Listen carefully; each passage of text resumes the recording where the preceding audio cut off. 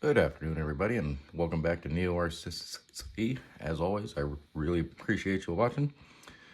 Today we're going to go over a couple things. I'm going to try and keep it as short as possible. I'm redoing this video because the last one I did, I really didn't like it. So we're going to try this again. On the previous video, the element ecto here, I said it didn't have overdrive, and it does. So I apologize. I misspoke on that.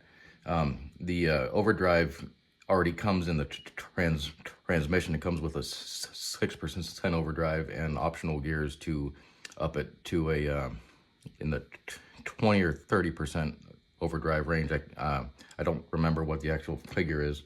But so I apologize for speaking on this guy. It's still one of my favorite trucks. I love this truck. But what I think I was getting at more was it just didn't have like an overdrive linkage where you had to use an extra servo and an extra channel on the radio to activate or deactivate the overdrive. It's just there and it's on all the time. So it's just a simple operation.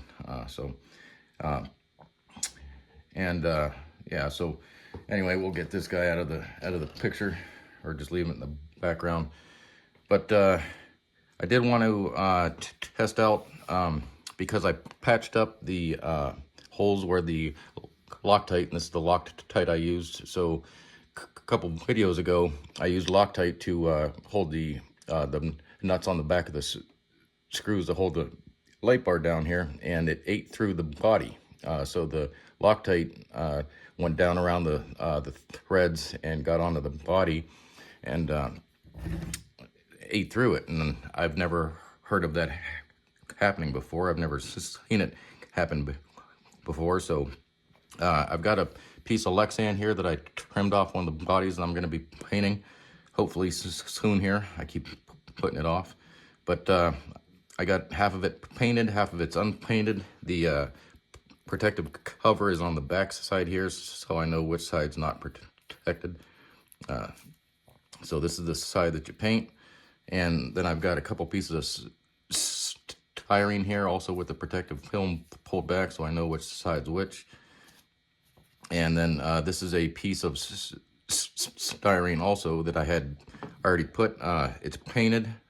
It doesn't have the protective films on this side over here, and it doesn't seem to be doing anything to it. But so I don't think I need to put it on this, because I don't actually, I've already tried putting LocTite on the styrene just unpainted, and it didn't do anything. So I'm going to put a drop of hang on, those two. Boy, that just ran right out of there. Gee, that made a mess. And see if anything happens while we talk about the other stuff in the meantime. So anyway, this is just the blue medium bonding LocTite name brand, so it's not an off brand or anything. And I painted those two pieces with just Tamiya polycarbonate paint. So, and I know there's another type of paint, and it's just for plastics, so I don't know if it makes a difference or not. And I'm not sure if like on this guy, because I don't think this is gonna do anything, but I'm just curious, might as well do it on camera. But I'm wondering if they put like a clear coat or anything else on the back of this, because where it ate through at the corners up here, and that's where I patched it at. I'm just wondering if there's a clear coat on here that made some kind of chemical reaction with the LocTite to make it, I wouldn't say acidic, but melt through the, I guess it would be acidic, but melt through the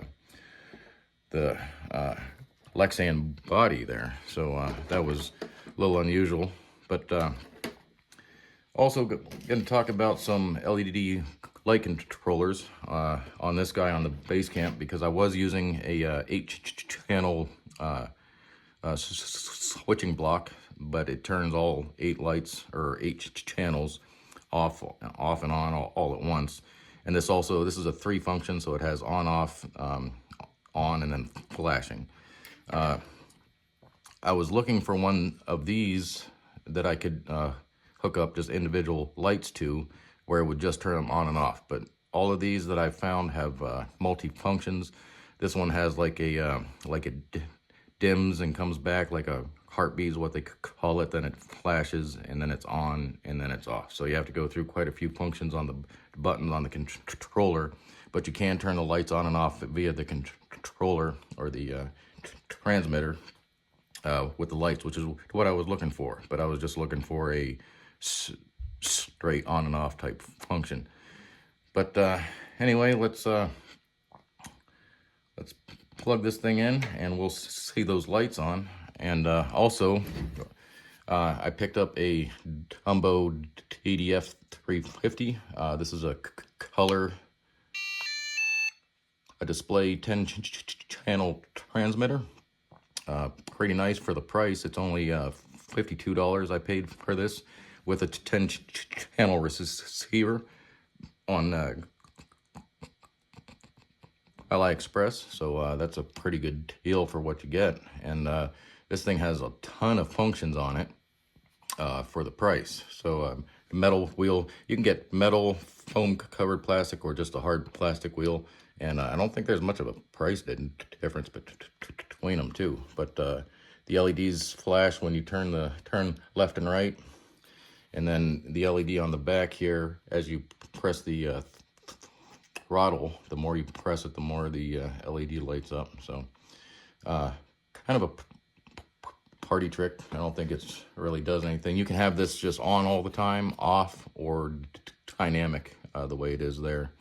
But kind of cool. But it's got 10 channels, so it can do winches, lights. It can do all the cool stuff. So let me get the battery plugged into this here, and we'll take a look at the lights.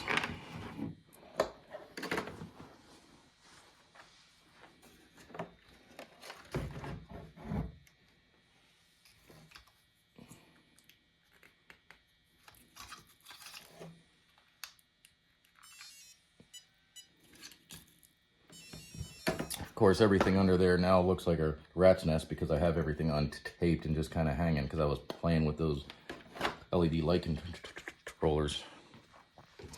Now these things will take 2 LEDs per controller. So I'm see if I can get that in there.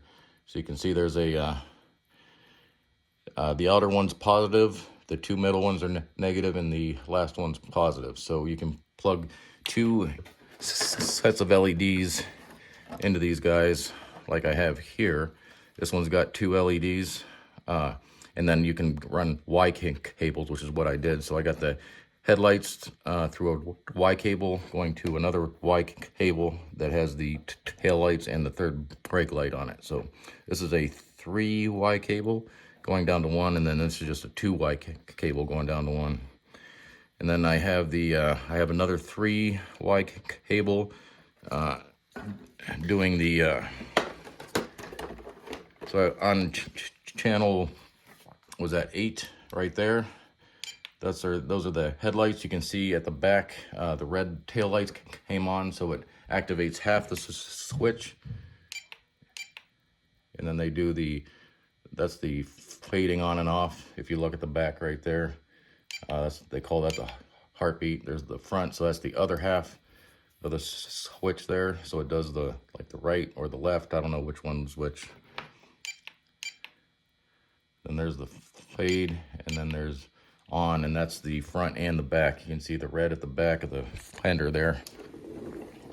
See if I can flip that around without hitting the camera too much, but it should have the third brake light and the tail lights on all at one time. So off. Then that's only the back, I guess. See, now it's got the front and the back doing the fading. Then there's flashing. So there's the back. There's the back fading. There's the front. There's the front fading, and then there's all both channels on.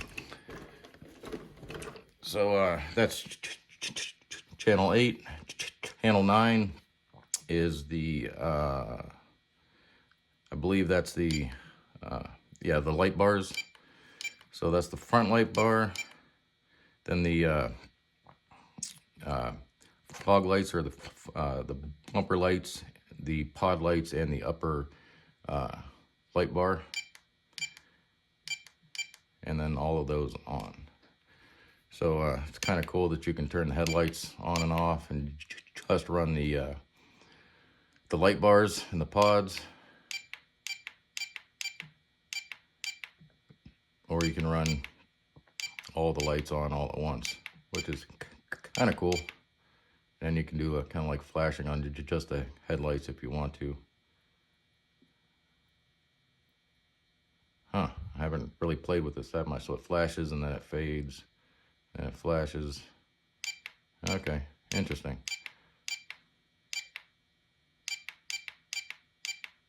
Okay. And then the last one here, channel 10, is the rock lights. So that's on, and I just believe there's just the front two and then the back two rock lights. So pretty neat. So you can just turn those on and off independently. That's the fading. Then it should, I don't know if those will flash or not. They ought to. Doesn't look like they are. That's just on. Yeah, I guess those ones don't flash for some reason. Not sure why. Interesting. So that's the fade. They do the heartbeat fade. There's the flash. I don't know why you would ever use those on the rocks, but you know, they're for whatever light you want to hook up to them. So anyway, I was just playing around with these different kinds of light controllers, so you can run the controls through the transmitter versus just having them on all the time. So anyway, we'll turn all these off. And this thing's kind of cool because it's color. It's really high resolution. It says it's frequency hopping, so it cuts down on the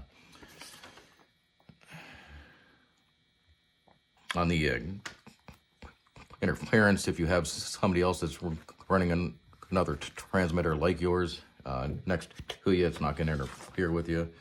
So I've got the instruction manual here, and it tells you a little bit about it, but it doesn't tell you a whole heck of a lot. I wish they gave you better information. I did go to the QR code, and it doesn't give you any more information on it. As a matter of fact, the website just gives you the general overall information. This is more detailed than what's on the web page. But it's got a ton of functions that I haven't messed with yet. It's got throttle curve, steering curve. It's got a USB input for firmware updates. It has an input for head tracking if you want to do the FPV camera with the I wouldn't say 3D goggles, but the virtual reality, the VR goggles. So when you turn your head with the goggles on, the camera turns. So that's something I would like to try eventually. Those are a little pricey, but the frequency resolution for the transmitter on this thing is really nice. So it's got really good frequency resolution, and the control on this thing is really, really nice.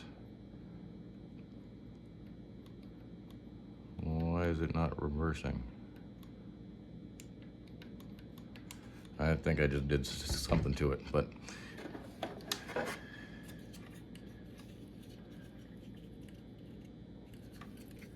yeah, we'll see. I got all the wires kind of hanging in there, so something may not be jiving right now. I got to get all the wires tucked back up in there neatly. There it goes. So yeah, the resolution on this thing is really good. You got good control with this. But so far, and it's got so channel 3 and 4, which I don't have anything plugged into, and it's nice that the that they light up so you know that they're on. 5 and 6 are for like your winches or anything that you want to use variable. If you got rear steer, you can put the rear steer on one of these, so you can steer with this and then one with the other one. I am gonna put like a steer thing on that, so if I do use this with anything with 4-wheel steer, I can manipulate both, because this is just a little bit out of the reach of the thumb for me anyway. But ton of functions on this thing.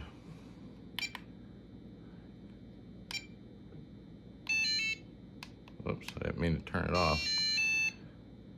But there's the menu. So yeah, you go to general menu and you've got, there's all the 10 channels. You got channel phase, you got your endpoints. Even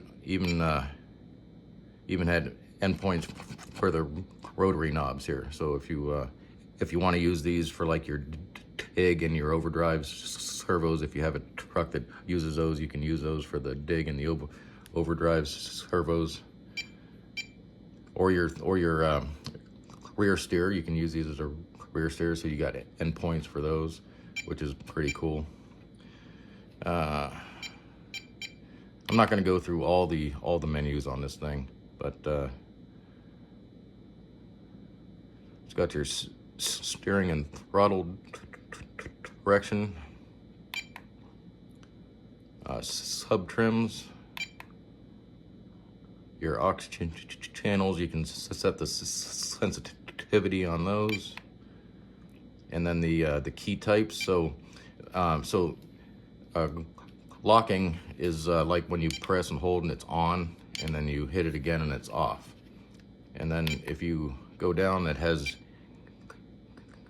inching, and I'm not sure, I think that's like a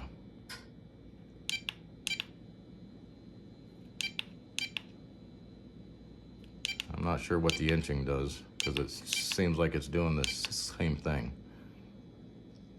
except that's on channel 3, so that's not the one I'm messing with. Let's put the inching on channel 8, the one I was messing with. And I think that's hold and release, so it's on and it's off. Yeah, so inching on here is just hold and it's on, and then release and it's off. You can see it's lighting up and then release and it's gone. And then a 3-stage, I'm not really sure what that is either. You hold on, hold off.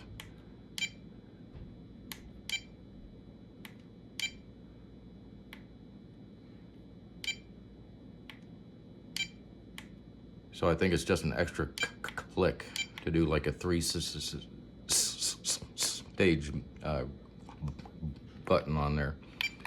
So it has a ton of features on this thing for all the channels.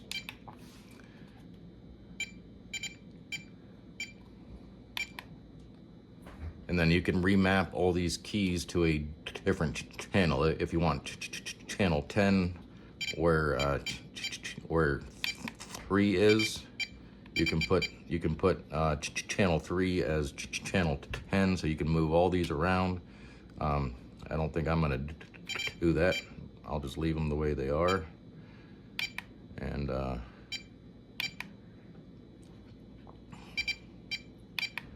but you've got model control. This thing will hold up to 10 models, so you can buy just buy different receivers, kind of like the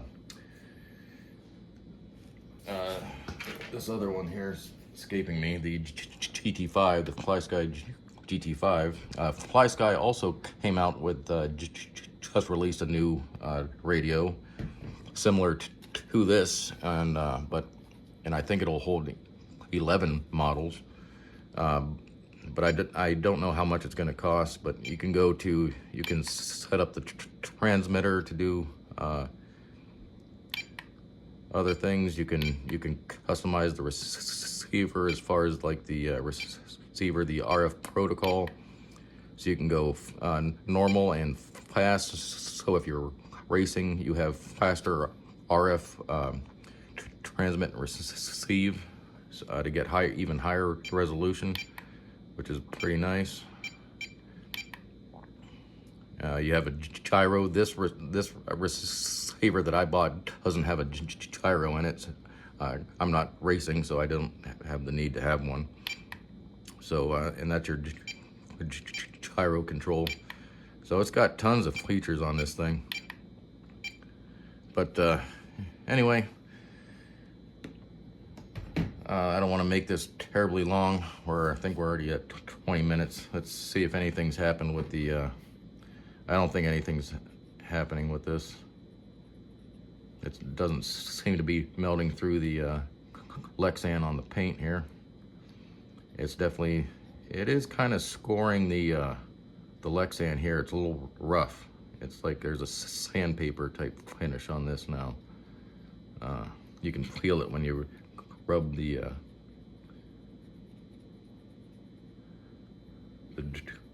driver over it. So it does something, but what I'm thinking is there's a chemical. Ooh, it took the paint right off of that. So maybe if I let it sit longer, I don't know if you can see that, but it took the paint off the place where I had the LocTite right there. So it is interacting with the paint in some form. I don't think I left it on there long enough to really do much to it, but it did do something with the paint. But I think there's another chemical reaction going on. I think they use like a clear coat, possibly, on these styrene. I tried this before and I left it on a piece of just blank styrene for a couple days and it didn't do anything. You just wipe it off and it's fine. It's like it wasn't even there. Like this piece is painted, and we'll wipe that off and see if it did anything. Yeah, see, it took the paint right off. So LocTite does interact with the paint for sure. So I wouldn't advise using LocTite on the back of the screws on your things here, because it'll definitely take the paint off. But for it to melt through the lexan like it did on this one,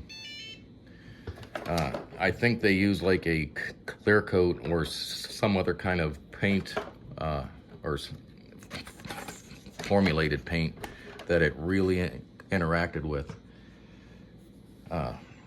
So it ate through, and I ended up patching those. So what I did patching wise was I just cut a piece of styrene and I heated it up with a lighter till it was pliable. So you just take a heat source. You don't have to use a lighter, but you just use a heat source until it's pliable, and you'll see when it begins to get pliable like that. And then you put it in that surface that you want to adhere to and wait till it hardens again, and then it'll harden and become plastic again, and it'll conform to that area. So I cut a square like this, and I heat it up, and I put it on the back side, and then before I glued that piece down, I cleaned up the hole that the LocTite melted through, and then I cut a piece out. I put another piece of styrene over at the top, and from underneath I traced out the hole, cut it out, and then I plugged the hole, and then I used shoe glue on the back side of this and shoe glue on there, and then I kind of sandwiched it in there and clamped it down, and then it hardened up, and it seems to be holding really well. But you can definitely tell that something had happened there, because you know, it's paint's gone and it's just clear plastic, and it happened on both sides where I did the LocTite on both sides. It did this end a lot worse. There was quite a big hole over here, but it did do it on both sides. But you can see, let me see if maybe I can zoom in a little bit here. But if you can see, if I can get these out of the picture so it'll focus. I don't know if you can see the piece of the styrene that I cut out and put over top of the hole. And then rather than using LocTite, I used shoe glue on top of the nuts on the screws there to keep them from backing out, and that's gonna work just as well as LocTite. I'm gonna turn this upwards just a little bit because you can see this one a little bit better where I cut the piece of styrene out. There's a square right there, and I conformed it to the crease in the door there in the roof, and then I just patched the top hole and sandwiched those two together with the shoe glue, holding it all together, and it seemed to work really well. It's holding up, so pretty pleased with how that turned out. Other than not being painted, I'm not going to worry about it. I may order another body later eventually, I don't know.